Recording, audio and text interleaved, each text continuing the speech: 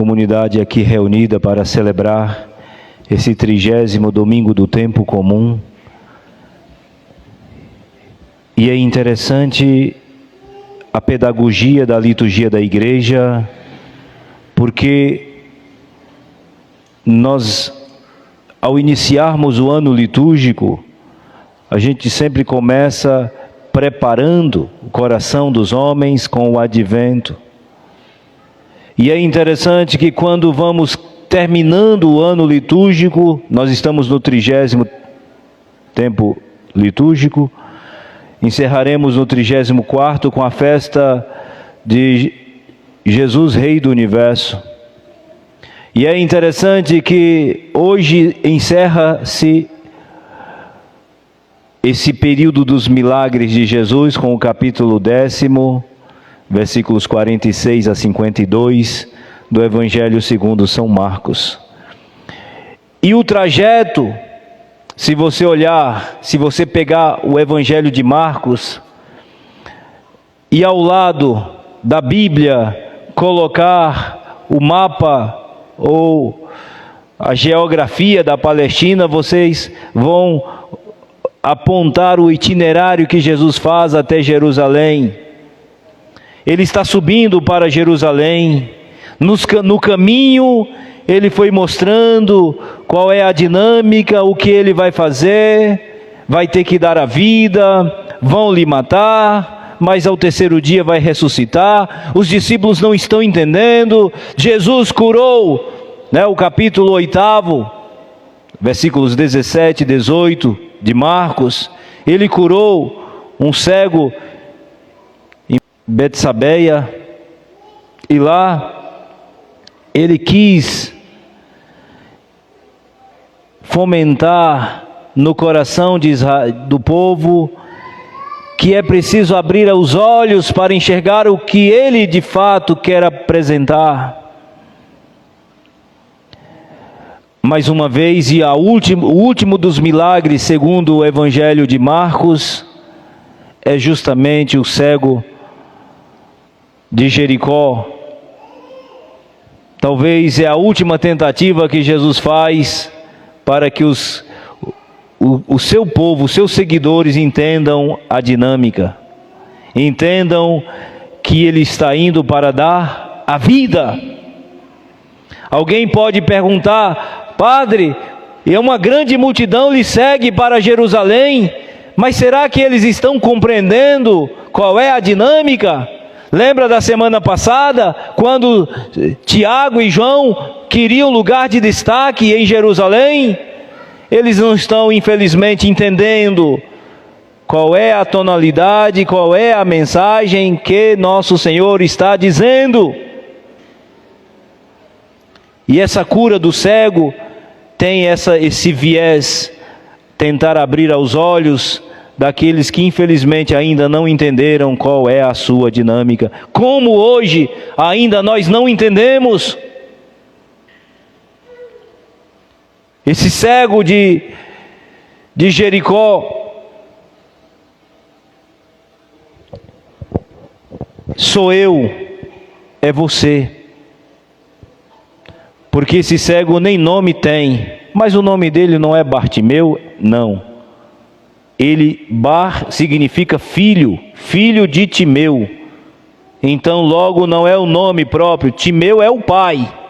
Bar é filho, filho de Timeu. Então nós não sabemos o nome desse cidadão.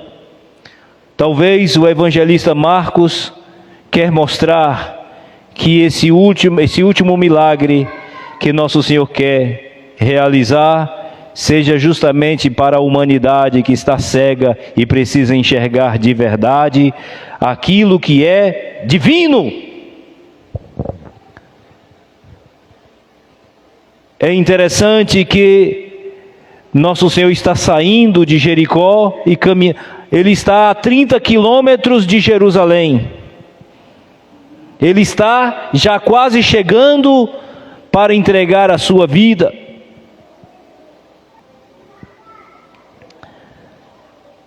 E este está ali à beira do caminho,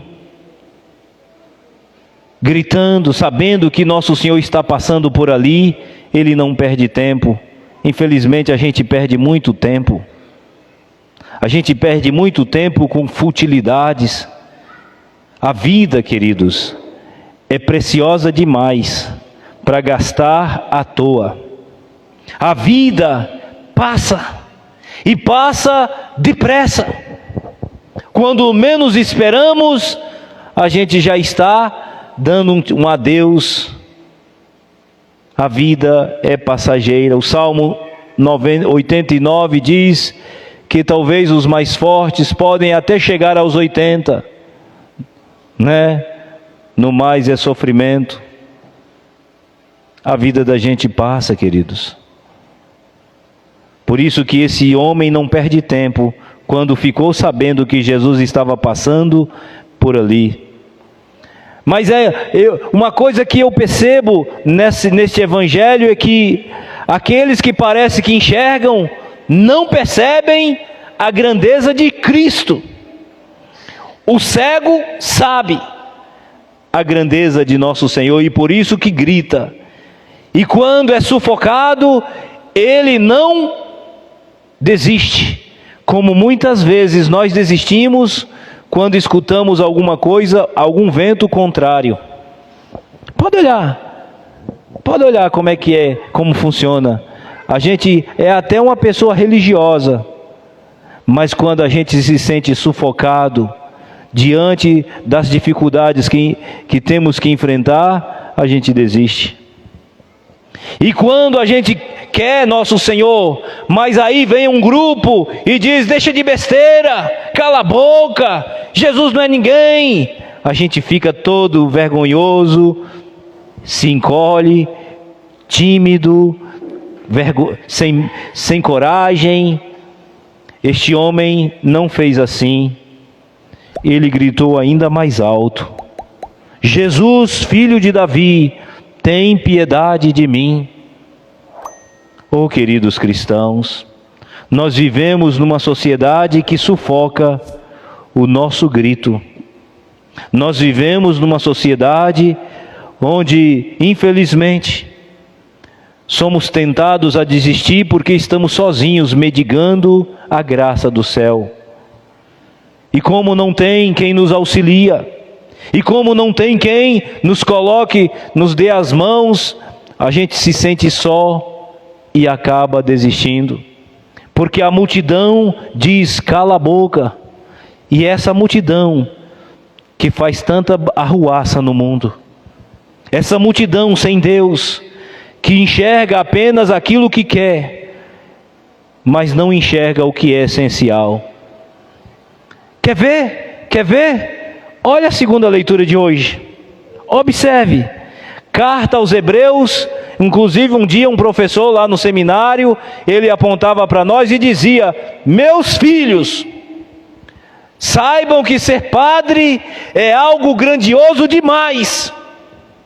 O que vocês vão oferecer não é algo terreno, como infelizmente às vezes a gente acredita que ser padre é cuidar da vaca que está caída, é cuidar da ONG, é cuidar, né, de filantropismo, de cuidar, sei lá, de sindicato. Tem muita gente que pensa que a função do padre é essa. Não! Essa não é a função primária do padre, porque qualquer um pode desempenhar. Olha que coisa linda como começa a segunda leitura de hoje. Todo sumo sacerdote é tirado do meio dos homens e constituído em favor dos homens. Observe qual é a função do padre nas coisas que se referem a Deus. Um homem pode ter 20 diplomas, 50 doutorados, pode ser enciclopedista, cientista das mais diversas áreas, sei lá, poliglota. Ele não pode dar aquilo que um padre pode dar. Porque o padre, somente o padre, pode dar as coisas do céu. Às vezes a gente pensa assim, o padre é bonzinho porque ele oferece, ele faz caridade, ele levanta casa para alguém que está precisando. Isso é importante? É necessário? Sim, mas isso não vem primeiro do que o sacrifício. Tudo que o padre fizer deve nascer da oferta generosa que ele faz sobre o altar. Olha que coisa linda! Todo sumo sacerdote é tirado do meio do povo, ou seja, não é uma divindade, não é um Deus, é um ser humano, dotado de fraquezas, de limitações, de cansaço, de decepções. Vocês estão pensando que o padre também não sofre? Não é? O padre é um robô, é uma máquina. O padre é um ser humano. Um dia mesmo eu escutava o desabafo de um padre na internet, porque ele era muito amigo de um outro padre que morreu, acho que num acidente de moto, não sei. Ele desabafando. Todo padre, todo sumo sacerdote é tirado do meio do povo e constituído em favor do povo naquilo que diz respeito às coisas de Deus. Ah, padre, mas as coisas de Deus são as coisas da terra. Olha como é que conclui a frase: para oferecer dons e sacrifícios pelos pecados. Ou seja, somente o padre pode dizer para um penitente: eu te absolvo em nome do Pai, do Filho e do Espírito Santo. Nenhum doutor, nenhum PhD pode fazer isso. Infelizmente, nós somos tão cegos que quando a gente olha para o padre, a gente pensa nas coisas apenas da terra. O padre tem que fazer isso, o padre tem que fazer construção, o padre tem que levantar parede, o padre tem que isso. Muito bem, o padre pode fazer isso. Mas a função primeira dele é oferecer sacrifício de expiação pelo pecado dos homens. Por isso que o padre celebra a Santa Missa, seu Gabriel. E somente ele pode dar aquilo que ninguém pode dar. Infelizmente, alguns vão à missa e tratam a missa como se fosse um momento de distração. Vamos à missa porque a gente não tem mais nada para fazer hoje, então bora. E às vezes entra na fila da comunhão, porque a comunhão é apenas uma bolacha que partilha entre os irmãos. Como a gente é fraterno um ao outro, então a gente come. E entra e come de qualquer jeito. Cuidado. Olha o evangelho de hoje. Esse Bartimeu pode ser eu ou você, que tratamos as coisas do céu de modo vil. As coisas de Deus devem ser tratadas como elas devem ser, ou são. Como diz o catecismo da Igreja Católica, as coisas santas devem ser tratadas com santidade. Sancta sancti. As coisas santas devem ser tratadas com santidade. Queridos cristãos, infelizmente, essa miopia, este astigmatismo, sei lá, essa catarata, esse glaucoma que tenha infestado a nossa visão espiritual, a gente trata as coisas de Deus como se fosse qualquer coisa. As coisas de Deus não devem ser tratadas assim. Por isso que este evangelho é muito pertinente, abraçando a segunda leitura, porque as coisas de Deus a gente tem que tratar com respeito, com dignidade. Talvez essa é a nossa cegueira. A gente precisa dizer como esse Bartimeu, esse filho de Timeu: Senhor, tem piedade de mim, porque eu não consigo enxergar aquilo que de fato é o que eu celebro. Abra meus olhos, Senhor, para que eu saiba o valor que tem uma missa. Abra, Senhor, meus olhos, para que eu saiba a dignidade do sacramento da reconciliação, quando eu me confesso. Dá-me, Senhor, a graça de entender que as coisas dos céus não são compreendidas pela razão pura e simplesmente lógica. Por isso que, infelizmente, hoje as coisas mundanas, às vezes eu fico muito triste quando eu vejo as pessoas tratando a igreja como se fosse uma organização, uma ONG, um clube de irmãos. A igreja não é um clube de irmãos. A igreja não é um sindicato de alguém que se organiza. A igreja é o corpo místico de Cristo, dizia Paulo. Queridos irmãos, eis a dignidade de ser igreja de Cristo. E por isso que as coisas dos céus devem ser tratadas com dignidade e respeito. Às vezes a gente vem para a fila da comunhão, a gente pega Nosso Senhor como se estivesse pegando um biscoito. E aí, padre? Aí o padre dá um zignal assim, ó, empurra na boca. Ou seja, as coisas santas devem ser tratadas com respeito. Aí vem para a fila. E aí, padre? Aí o padre, se o padre tem um braço maior do que a pessoa, aí faz assim, ó, empurra na boca. Dignidade. Ah, padre, mas Deus quer saber o coração. Jesus é misericordioso. Muito bem. Um dia ele falou para Cafarnaum: está pensando, Cafarnaum, que vocês vão subir ao céu? Vocês vão descer as bibocas do inferno. Está vendo? Tem gente que fala que Nosso Senhor não condena ninguém. Ele condenou uma cidade inteira, Cafarnaum. E por que Cafarnaum, padre? Porque lá em Cafarnaum aconteceu o que não aconteceu em Sodoma e Gomorra.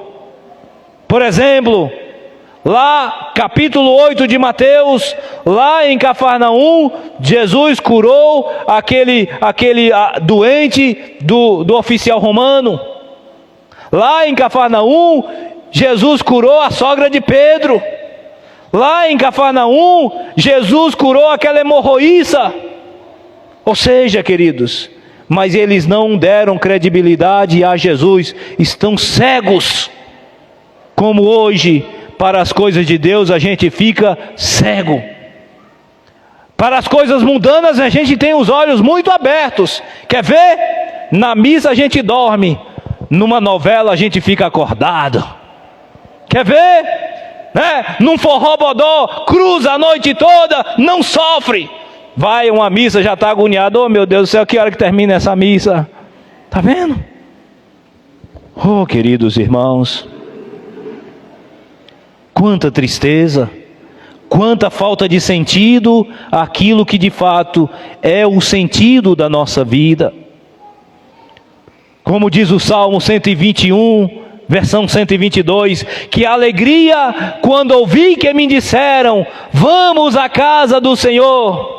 Para lá sobem as tribos de Israel, as tribos do Senhor, para louvar, segundo a lei de Israel, o nome do Senhor. O povo de Israel ia para o templo de Jerusalém, cantando, alegres. A gente vai para a missa já bem assim, ó. Ah, meu Deus do céu, já é domingo. Parece que vai com a cruz nas costas. Mas se disser assim, ó, vamos ali, ó, tá tendo um churrasco lá na casa de fulano, vai ter uma cervejada. Aí fica todo animado. Tá vendo, queridos? Tudo bem, bom apetite. Talvez, quem sabe, esse cego Bartimeu é um pré-anúncio para mim e para você, queridos. Para as coisas de Deus, a gente tem que fazer como esse homem, jogar o mulambo para fora, a roupa do mendigo, e dar um pulo e ir ao encontro dele. Levanta-te, ele te chama. E quero lembrar a todos vocês, nosso Senhor não se cansa de chamar, Ele continua a nos chamar, dia e noite, noite e dia. Ele continua a nos chamar, queridos. Mas não depende dele agora para que as coisas aconteçam, porque aquilo que ele precisou fazer já foi feito. Tudo aquilo que ele precisa fazer para que o homem seja feliz, seu Gabriel, já foi realizado. Não depende mais de Deus para que os homens sejam realizados. Infelizmente, hoje, muito vazio, solidão, angústia, tristeza, depressão. Essas coisas não são a culpa de Deus. Tem muita gente dizendo, se Deus existisse, não haveria tanto sofrimento no mundo. Pois é, cara cínica. Acorde, peça a Ele para abrir seus olhos, para que você possa enxergar de verdade, com os olhos com que Ele quer que você enxergue a vida. E você vai ver que Ele não tem culpa absolutamente de nada. Pelo contrário, Ele deu a vida. Olha como é que diz aqui,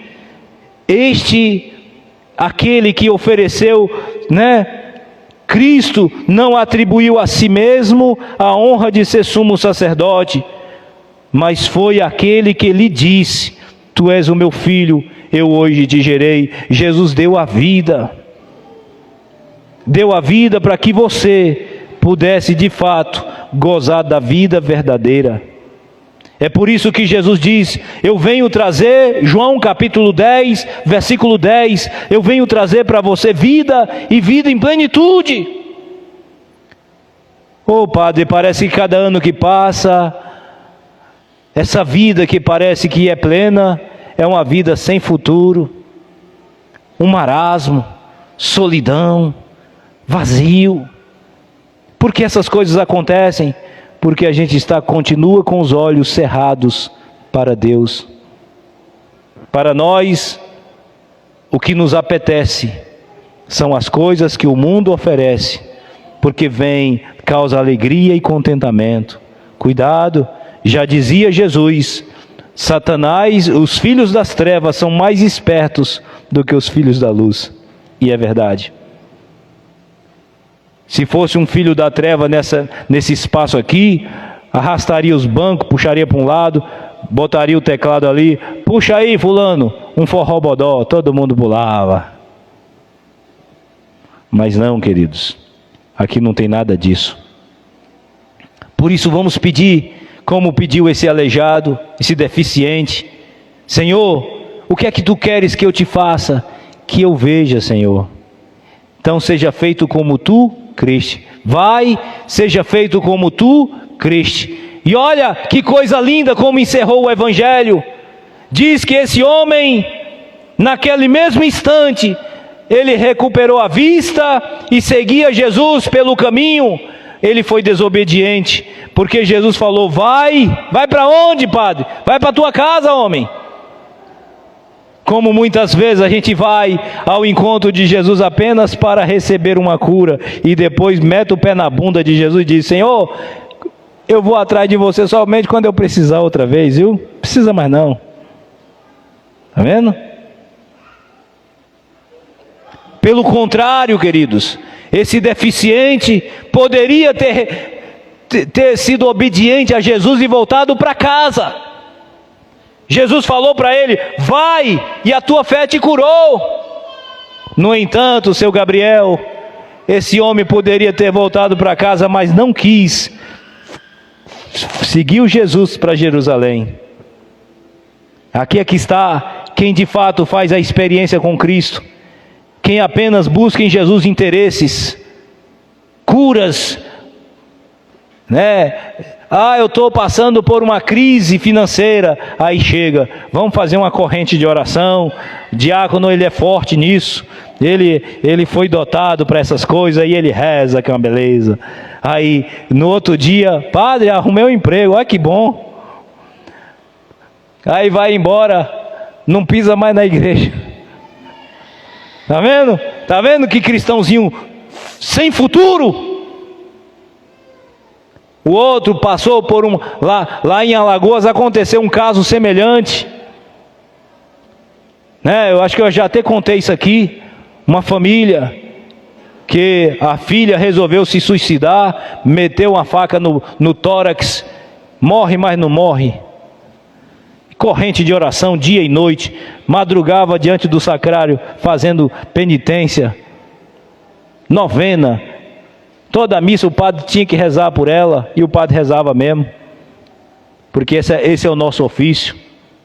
Hoje a menina está bonita, pergunta se vai à igreja. Pergunte. Infelizmente, queridos, nós somos muito ingratos com Deus. Quer ver? Termina uma semana, entra outra. Qual é o papel de alguém que de fato é grato com Deus? É começar a semana agradecendo ao Senhor pela semana que Ele dá. Olha como é que a gente trata o domingo. Está vendo? Eu quero lembrar a todos nós, e a mim também, a vida não é nossa. Essa vida que você tem, ela não é sua, ela não te pertence. Pertence sim, padre, eu faço o que eu quero. Tem certeza? Eu lhe provo que você não faz o que você quer. Dou apenas 2 exemplos. Você quer adoecer? Não, e por que você adoece? Está vendo? Olha aí. Por acaso você pôde vir ao mundo pedindo, suplicando, eu quero nascer dia tal, na comunidade fulana, na família cicrana? Não, você nasceu. Uma outra coisa, daqui a pouco você endurece os cambitos. Você quer morrer? Não. E por que você morre? Logo é porque você não tem o controle da sua existência. O que nós precisamos, queridos, é ter a humildade de, diante desse grande mistério do amor de Deus, é dizer: Senhor, eu quero te agradecer porque eu não mereço nada e o Senhor me dá tudo. Muito obrigado, Senhor. Depois de uma semana de trabalho, começa uma outra semana e eu estou aqui, Senhor. Eu não mereço nem ter nascido, mas o Senhor me concedeu a vida e eu estou aqui para te agradecer. Um bom cristão faz assim. No domingo, o primeiro dia da semana, é se colocar diante desse grande mistério e dizer: muito obrigado, Senhor, pela vida que não é minha, mas é sua. Dá-me, Senhor, a graça de poder viver bem os tempos que o Senhor me concede, fazendo aquilo que de fato vai valer a pena. Porque quando eu fechar os olhos para esse mundo, nada disso levarei comigo, senão aquilo que eu pude construir dentro de mim. Ou seja, a minha amizade contigo, Senhor.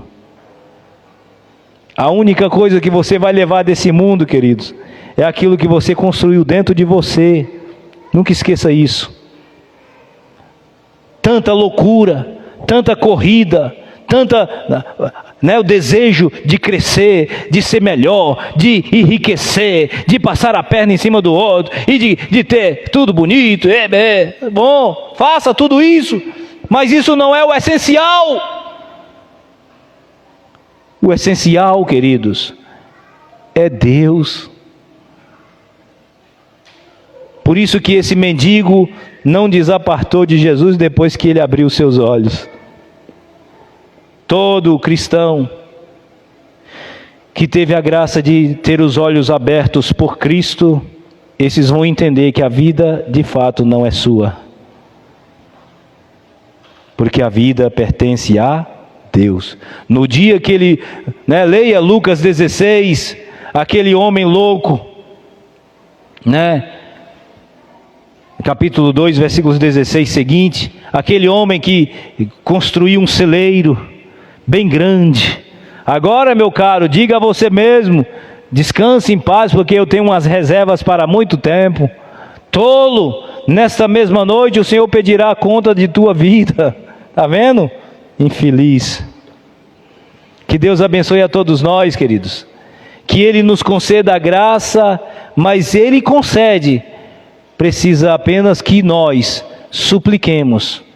Eu tenho certeza que no primeiro momento que aquele homem gritou, seu diácono, Jesus ouviu, mas ele não deu credibilidade.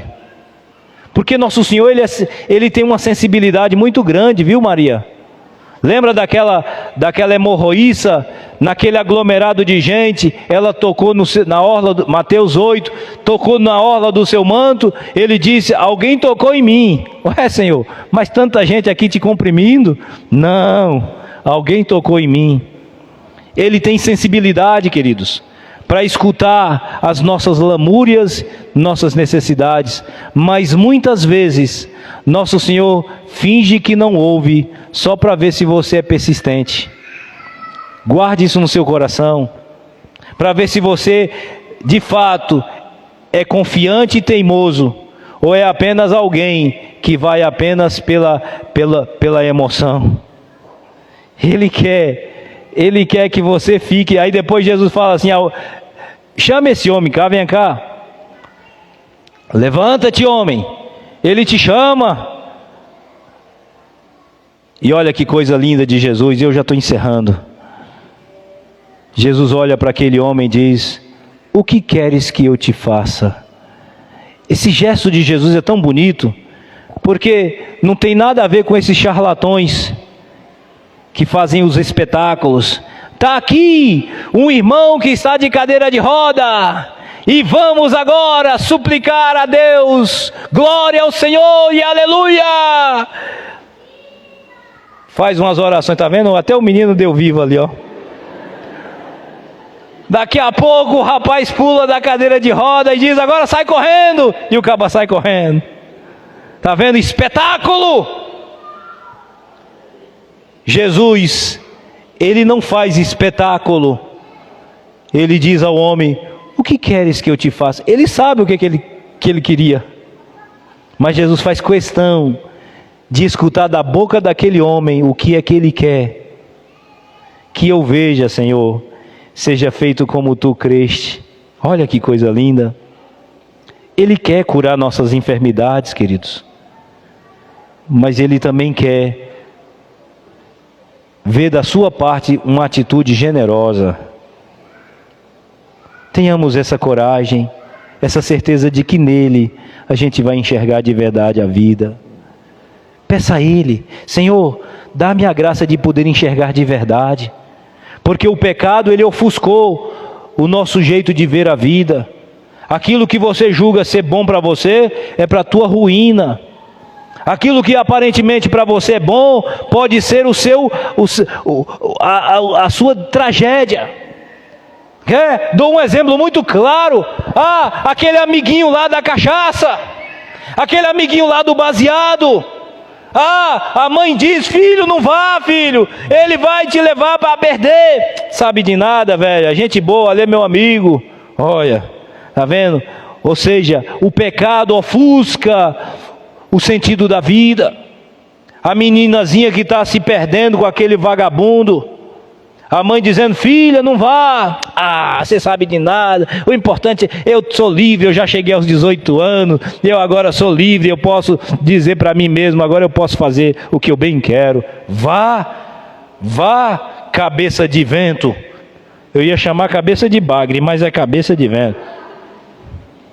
Queridos irmãos, que essa liturgia nos faça verdadeiramente enxergar com os olhos de Deus. Como diz o Salmo 35, em vossa luz, Senhor, nós contemplamos verdadeiramente a luz. É na luz de Cristo que a gente consegue enxergar de verdade o sentido da vida. Peça a Ele faz isso contigo, Ele faz isso comigo, Ele faz isso conosco. Mas Ele quer que você suplique, diga, Filho de Davi, tem piedade de mim. Que Ele cure nossa cegueira, para que a gente possa verdadeiramente ter sabor, ter prazer de viver essa vida com dignidade e, sobretudo, na medida de Cristo. Assim seja.